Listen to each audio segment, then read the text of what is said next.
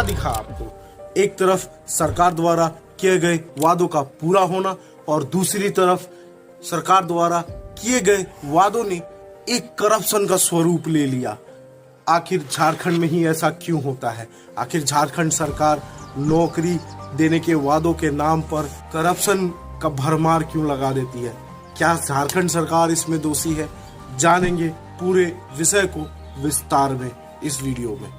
Video शुरू करने से पहले एक निवेदन करना चाहूंगा छोटा सा। अगर आपने हमारे चैनल को सब्सक्राइब नहीं किया है तो नीचे जो सब्सक्राइब बटन है उसे क्लिक करके सब्सक्राइब कर लें। क्यों कर लें? क्योंकि ये आपके लिए फ्री भी है और मजे की बात है, ये बिल्कुल आसान भी है। और इससे हमें क्या मिलता है? इससे हमारी पूरी टीम के कोशिश को एक बल मिलता है। तो चलिए अब नजर डालते हैं अपने विषय वस्तु पर। चलिए अब नजर डालते हैं कुछ आंकड़े को। अगर इस देश में सबसे ज्यादा किसी कोर्स में एडमिशन लेने वाले स्टूडेंट हैं तो वो है BA यानी बैचलर ऑफ आर्ट्स।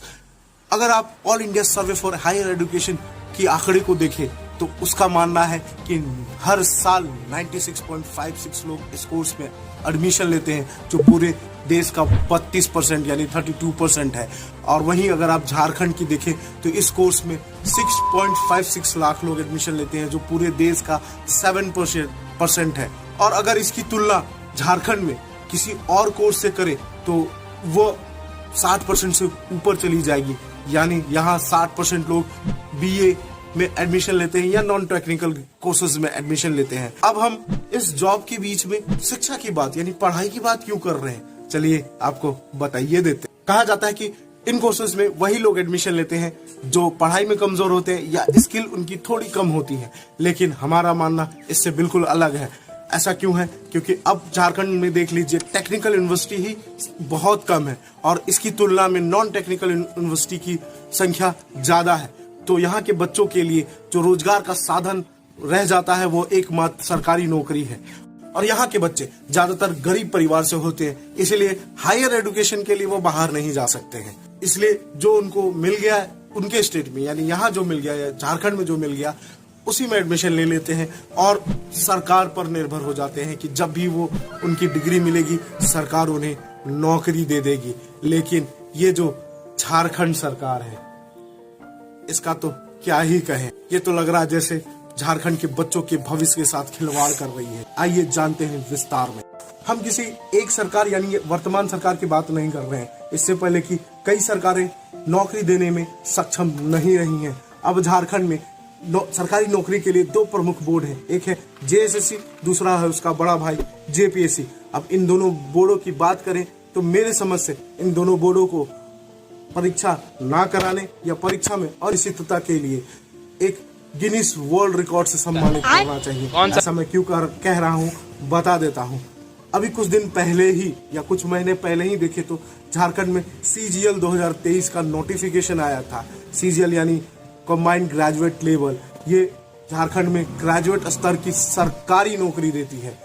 तो इसके लिए एक नोटिफिकेशन आया था, लेकिन मजे की बात यह है कि ये नोटिफिकेशन इससे पहले 2022 में भी आया था, उससे पहले 2019 में भी आया था और उससे पहले 2015 में भी आया था। अब आपको लग रहा होगा कि झारखंड सरकार तो नौकरियां देती है, ये तो दैनिक आर्यवत है जो झूठ बोल रहा है।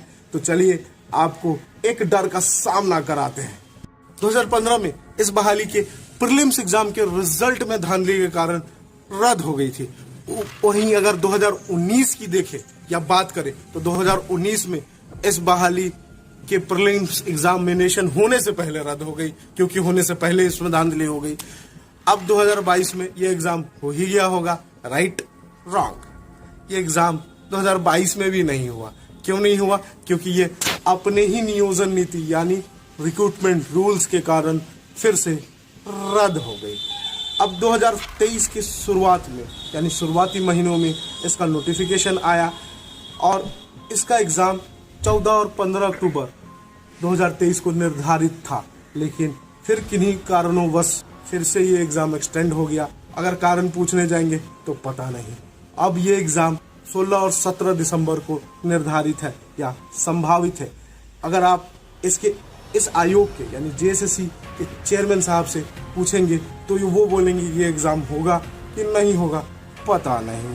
यही नहीं, अभी कुछ दिन पहले ही इस आयोग ने एक परीक्षा आयोजित की थी कंबाइंड म्युनिसिपल कॉर्पोरेशन की।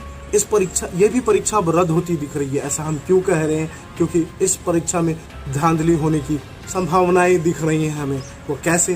क्योंकि इस परीक्षा के एग्जामिनेशन हॉल में कुछ प्रश्न पत्र जो थे वो सील बंद होकर नहीं आए थे। और ऐसा आरोप क्यों लगता है इन परीक्षाओं में, आइए जानते हैं। होता क्या है, झारखंड में ऐसे ऐसे कोचिंग इंस्टीट्यूट है जो इन आयोगों के साथ मिलकर प्रश्न पत्र लीक कराते हैं।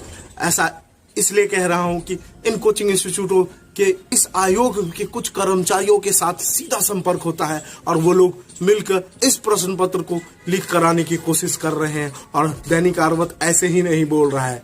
नहीं विश्वास होता है तो ये ऑडियो क्लिप सुनिए आप, उसके बाद ये आपकी आंखें खोल देगा। हम टेलीग्राम से बोल रहे हैं, वो हम देखने बोले थे ना इवनिंग में कॉल करेंगे। आपका सेंटर कहाँ पे है? बूटी रोड, रांची से? रांची में ही है ना? हाँ रांची में। और जो है एग्जाम से पहले, यानी कि 29 को एग्जाम है, 28 को रात में क्वेश्चन पेपर दे दिया जाएगा। हाँ, और क्वेश्चन पेपर एग्जाम से निकलने के बाद 2 लाख रुपया एडवांस लगेगा, ठीक है? अच्छा। हाँ, और जब मेरिट बन जाएगा, जब एग्जाम का रिजल्ट आ जाएगा, हाँ, तो उसमें 12 लाख।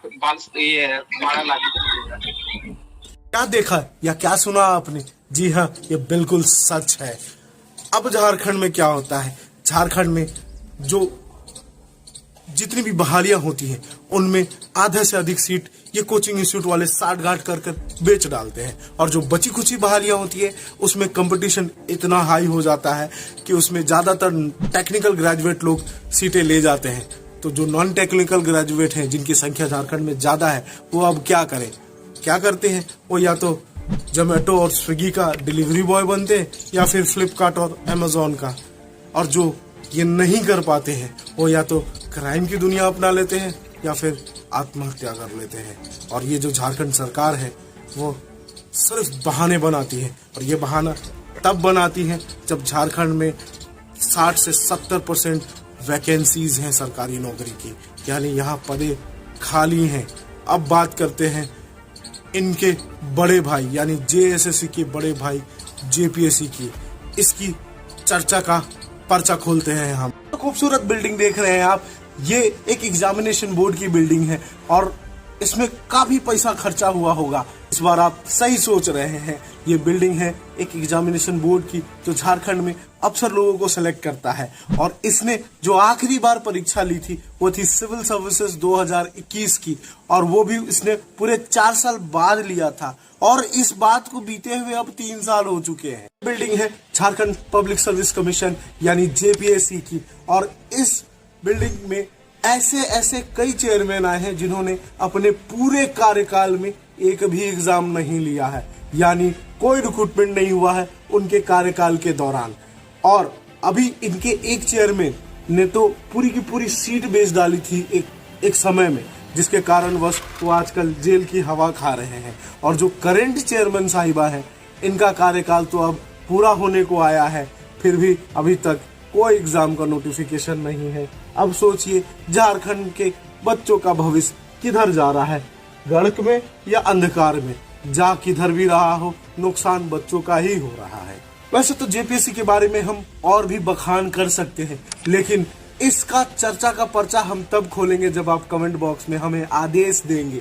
तो कमेंट बॉक्स आपके लिए खुला है, लिखिएगा जरूर जेपीएससी के बारे में अगर जानना है। नहीं तो हम दूसरे टॉपिक पे मिलेंगे आपसे अगले वीडियो में। आज के लिए इतना ही।